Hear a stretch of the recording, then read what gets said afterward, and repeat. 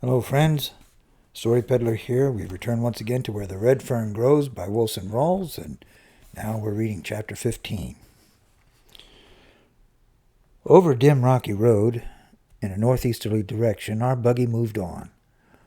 I noticed that the road stayed at the edge of the foothills, but always in sight of the river. About the middle of the afternoon, we stopped at a small stream to water the team.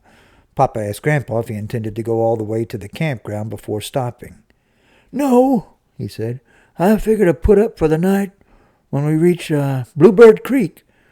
With a good early start in the morning, we can make the campgrounds in plenty of time to pitch our tent and set up camp." Late that evening, we reached Bluebird Creek. We didn't set up our tent. With a tarp, we made a lean-to and built a large fire out in front of it. While Grandpa fed and watered the team, Papa and I carried our bedding to the shelter and made down our beds. Grandpa said, "While we're cooking supper, you see to your dogs. Feed 'em and fix 'em a warm bed." "I figure to cook 'em some cornmeal mush," I said. "That's what they're used to eating." "Mush!" Grandpa growled. "They're not going to have mush, not if I can help it." He walked over to a grocery box, mumbling as he did. "Mush! Hound can't hunt on a belly full of that stuff."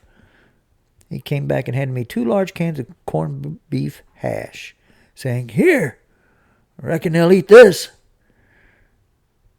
I wanted to hug my old grandpa's neck. "Sure, Grandpa," I said. "They'll love that." Opening one of the cans, I dumped it out on a piece of bark in front of old Dan. He sniffed at it and refused to eat. I laughed, for I knew why. While I was opening the other can, Grandpa came over. "What's the matter?" he asked. "Won't he eat it?" "Oh, sure, Grandpa," I said. "He'll eat it, but not before little Ann gets her share." With the second can opened, I fed her on another piece of bark. Both of them started eating at the same time. With an astonished look on his face, Grandpa exclaimed, "Well, I'll be darned. I never saw anything like that. Why, I never saw a hound that wouldn't eat. Did you train them to do that?" "No, Grandpa," I said. "They've always been that way. They won't take anything away from each other, and everything they do it as one." Papa had overheard our conversation. He said, "You think that's strange? You should have seen what I saw one day. One of the girls threw 2 cold biscuits out in the backyard to old Dan. He stood and looked at them for a bit. Then picking both of them up in his mouth, he trotted around the house. I followed just to see what he was going to do.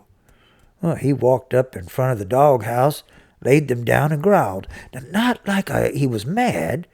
It was a strange kind of growl. Little Ann came out of the doghouse, and each of 'em ate a biscuit. Now, I saw this with my own eyes. Believe me, those dogs are close to each other. Real close." After Papa had stopped talking, silence settled over the camp. Grandpa stood staring at my dogs. In a slow voice, as if he were picking his words, he said, "You know, I've always felt like there was something strange about those dogs. I don't know just what it is, and I can't exactly put my finger on it, yet I can feel it. Maybe it's just my imagination. I don't rightly know." Turning to my father, he said, "Did you ever notice the way they watch this boy? They see every move he makes." Papa said, "Yes, I've noticed a lot of things they have done. In fact, I could tell you of a few that you would never believe. But right now, here's something you'd better believe. Supper's ready." While I was helping myself to hot Dutch oven cornbread, fried potatoes, and fresh side meat, Grandpa poured the coffee. Instead of the 2 cups I expected to see, he set out 3 and filled them to the brim with the strong black liquid. I had never been allowed to drink coffee at home and didn't exactly know what to do. I glanced at Papa. He seemed too busy with his eating to pay any attention to me. Taking the bull by the horns, I reached over and ran my finger through the cup's handle. I held my breath as I walked over and sat down by a post oak stump. Nothing was said. Grandpa and Papa paid no attention to what I did. My head swelled up as big as a number 4 wash tub. I thought, I'm not only big enough to help Papa with the farm, now I'm big enough to drink coffee. With supper over and the dishes washed, Grandpa said, "Well, we'd better turn in, as I want to get an early start in the morning." Long after Grandpa and Papa had fallen asleep, I lay thinking of the big hunt. My thoughts were interrupted when the wonders of night life began to stir in the silence around us. From a ridge on our right, a red fox started barking. He was curious and in his small way challenging the intruders that had dared to stop in his wild domain. From far back in the flinty hills, the monotonous call of a hoot owl floated down in the silent night. It was the mating call and was answered from a distant mountain. I could hear the stamping feet of our horses and the grinding, crunching noise made by their strong teeth as they ate the hard, yellow kernels of corn in their feed boxes. A nighthawk screamed as he winged his way through the starlit night. An eerie screech from a tree close by made shivers run up and down my spine. It was a screech owl. I didn't like to hear the small owl, for there was a superstition in the mountains concerning them. It was said that if you heard one owl, it meant nothing at all, but if you heard more than one, it meant bad luck. I lay and listened to the eerie twittering sound. It was coming from the left of our camp. The creepy noise stopped, and for several moments there was silence. When next I heard the cry, it was coming from the right. I sat up in alarm. Had I heard 2 owls? My movement had awakened Grandpa. In a sleepy voice he asked, "What's the matter? Can't you sleep? What are you sitting up like that for?" "Grandpa, I heard 2 screech owls," I said. Grunting and mumbling, he sat up, rubbing the sleep from his eyes. He said, "You heard 2 screech owls? Why, that's nothing. I've heard 2... Oh, I see. You're thinking of the bad luck superstition. Oh, there's nothing to that, nothing at all. Now you lie down and go to sleep. Tomorrow's going to be a big day." I tried hard to fall asleep, but I couldn't. I couldn't get the owls out of my mind. Had I really heard 2? Were we going to have bad luck? Surely nothing bad could happen, not on such a wonderful hunt. I found peace in my mind by telling myself that the owl had changed trees. Yes, that was it. He had simply flown out of one tree to another. The next morning, while having breakfast, Grandpa started kidding me about the screech owls. "I wish you could have caught one of those owls last night," he said. "We could have boiled them in our coffee pot. I've heard there's nothing like strong hoot owl coffee." "It wasn't a hoot owl, Grandpa," I said. "It was a screech owl.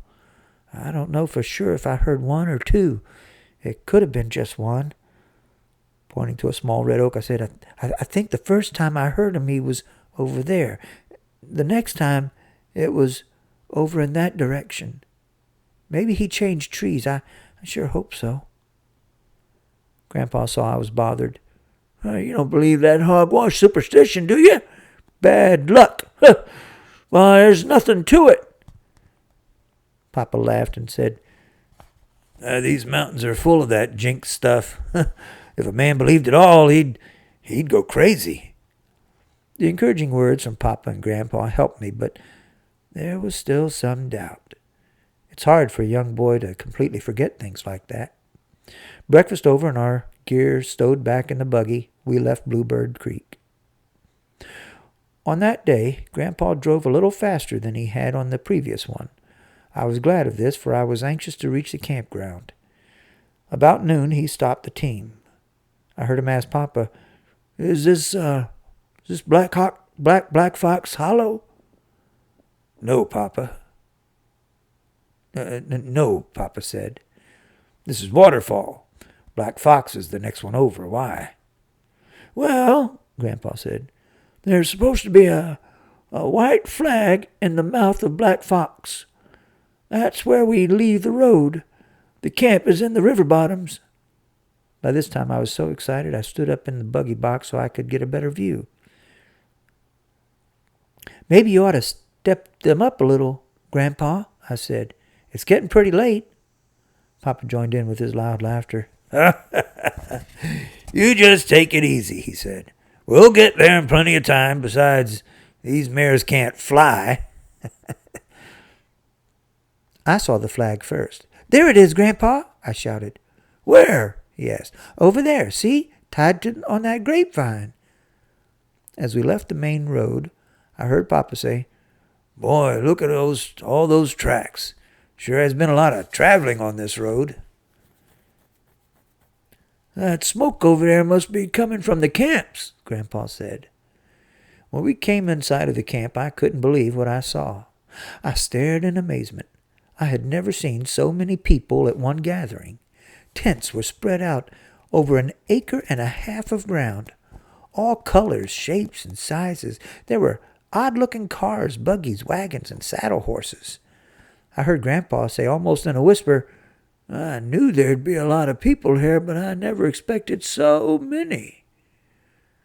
I saw the astonished look on my father's face.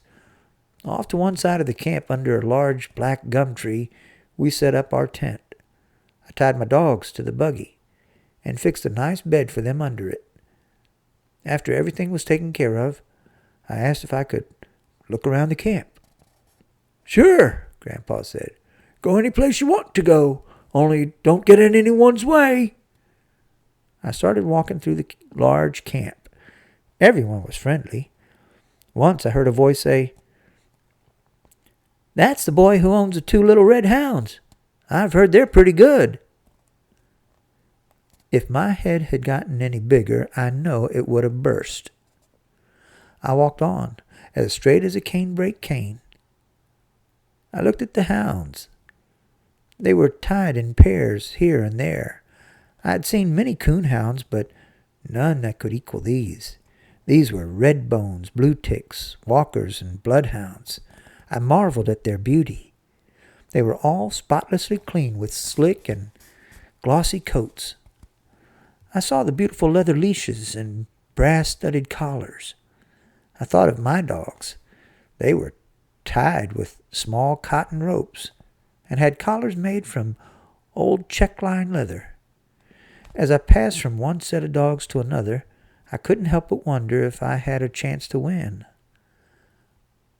I knew that in the veins of these hounds flowed the purest of breeded blood. No finer coon hounds could be found anywhere. They came from the Smoky Mountains of Tennessee, the Bayou country of Louisiana, the Red River bottoms of Texas, and the flinty hills of the Ozarks. Walking back through the camp, I could feel the cold fingers of doubt squeezing my heart. One look at my dogs drove all doubt away. In the eyes of little Ann, it seemed I could read this message: "Don't worry. Just wait. We'll show them." That night, Grandpa said, "Tomorrow they'll have a contest for the best-looking hound. Which one are you going to enter?" I told him I didn't think I'd enter either one of my dogs. They were so little. I didn't think they had a chance. Grandpa got all huffed up. He said, "It doesn't make any difference how little they are. They're coon hounds, aren't they?" I asked him if he had seen any of the other hounds. He said, "Yes, I've seen them all. Sure, they're big, and good dogs, too. But makes no difference. I don't care if your dogs are no bigger than a snuff can. They still have a chance. Now, which one are you going to enter?" I couldn't decide. I said, I'll think it over tonight and let you know tomorrow. The next morning when I stepped outside the tent, I saw men everywhere. They were combing and brushing their dogs and getting them pruned for the beauty contest. Beautiful combs and brushes were used to brush expensive oils into their glossy hair. Going over to my dogs, I stood and looked at them. I started to untie old Dan, but taking a closer look at him, I could see he could never win a beauty contest. His face and ears were a mass of old scars, caused from the many fights with tough old coons and bobcats. I held his head in my hands and felt sorry for him, but I loved him that much more. I looked little Ann over and couldn't see any scars. I laughed because I knew why. She was too smart to walk right up in the face of a fight. She would wait until old Dan took hold and then dart in. I untied her rope and walked her over to our tent. My father and grandfather were gone. No doubt they were over in some tent visiting old friends and making new ones. Looking around to find something I could use to groom my dog, I saw Grandpa's open suitcase.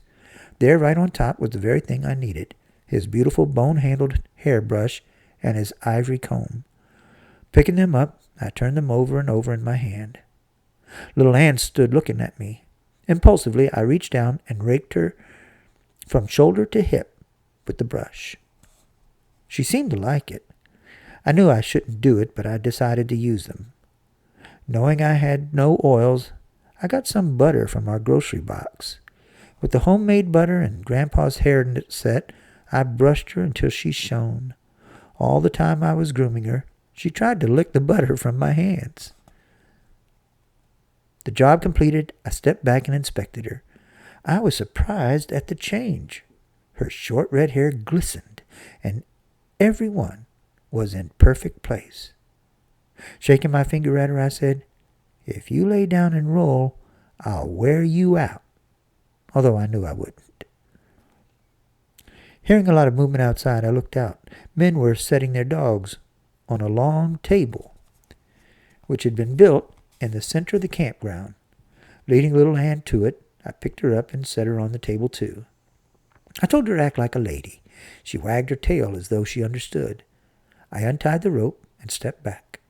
After the dogs were all lined up, the judging started. 4 judges walked around and around the table, looking at them from all angles. When one of them would point at a hound, he was taken down and eliminated from the contest. Dog after dog was disqualified. Little Ann was still on the table.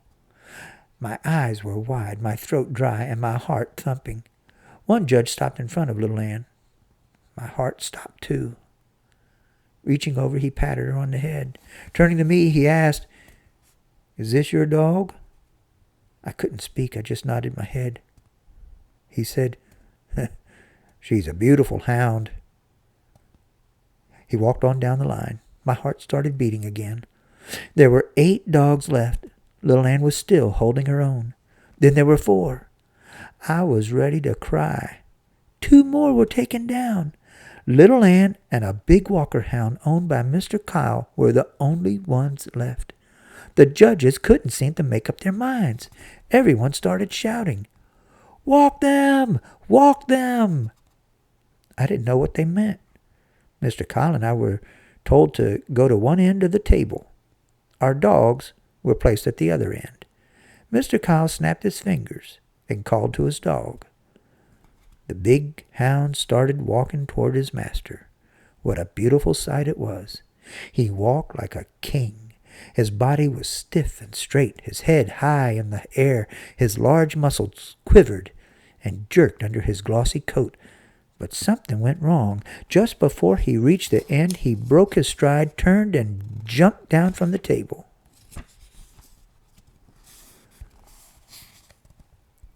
A low murmur ran through the crowd. It was my turn. 3 times I tried to call little Ann. Words just wouldn't come out. My throat was too dry. The vocal cords refused to work, but I could snap my fingers. That was all I needed. She started toward me. I held my breath. There was silence all around me. as graceful as any queen, with her head high in the air and her long red tail arched in a perfect rainbow, my little dog walked down the table. With her warm gray eyes staring straight at me, on she came. Walking up to me, she laid her head on my shoulder. As I put my arms around her, the crowd exploded.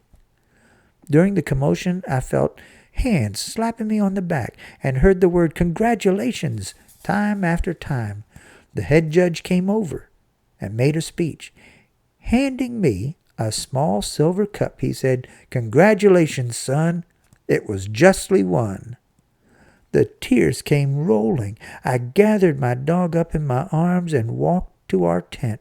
Grandpa followed proudly, carrying the cup. That evening, the head judge stepped up on the table. He had a small box in his hand, and he shouted, "Over here, men. I have some announcements to make." We all gathered round. In a loud voice, he said, "Gentlemen, the contest will start tonight. I'm sure most of you men have been in these hunts before. For those of you who haven't, I will explain the rules. Each night, 5 sets of dogs will be taken out to hunt. A judge will go along with each pair of hounds. Every morning, the judges will turn in that night's catch. The two hounds that tree the most coons will qualify for the championship runoff. The other 4 sets will be eliminated from the hunt. Of course, if there's a tie, both sets will qualify. On the following nights, only those hounds tying the first night's score or getting more will be in the runoff. Now, gentlemen, this hunt must be carried out in a sportsmanlike way. If the coon is treed where he can't be caught, such as in a bluff, it will not be counted. You must catch the coon, skin it, and turn the hide over to your judge. You are allowed to take an axe, a lantern, and a gun with birdshot, which you can use to get a coon out of a tree. 25 sets of hounds have been entered in the hunt. In this box, I have 25 cards. Everyone in the contest will now line up for the drawing. The card you draw will tell you what night your hounds are to hunt."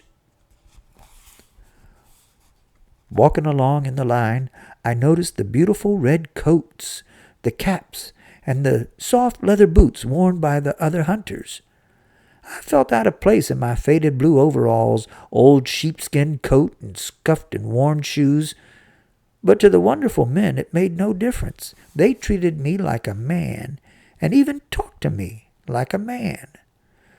When it came my time to draw, my hand was shaking so hard I could hardly get it in the box.